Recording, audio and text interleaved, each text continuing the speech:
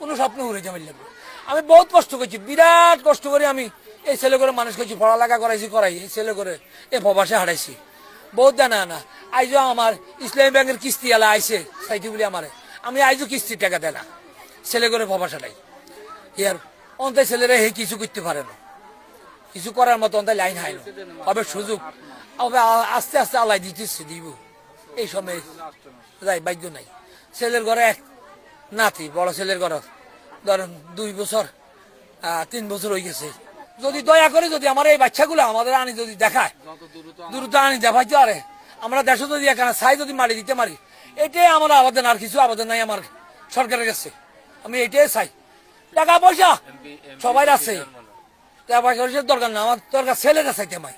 ও তিন বাইরে এক বইন ছিলাম আমি গো, ওকার পরে অজ্ঞা খবর গলই তো গো, আজকে ও খবর গলইব গো, আমার ভাই ঘরে কে গনিছে গো, কার লাগি দুঃখের সুখের কথা গো কইব গো।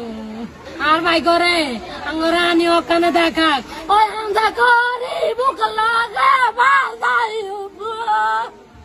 বাজাই গয়ুম বাইরে এত ভালো ডাকি যাব দে তো না করে আন্দা করি ভাই ঘরে একবারে বুকে গলাইম গো। আমি মা হরি মানে আমার লাই বহুত আন্তরিকা ছিল। আমি মা কারে কইছি, আমি মা আমার বড় হুত লাইন আছে, ভাই বোনের প্রতি, মা বাবার প্রতি, সব লাই আত্মীয় স্বজনের প্রতি, পূর্ব প্রতি ব্যাকে লাই আগ্রহ আছে। আমার কারো গুলো আগে চোখ খাদিম করে না, কানা খাদিম করে না, সমান অধিকার আমার হুত আছে।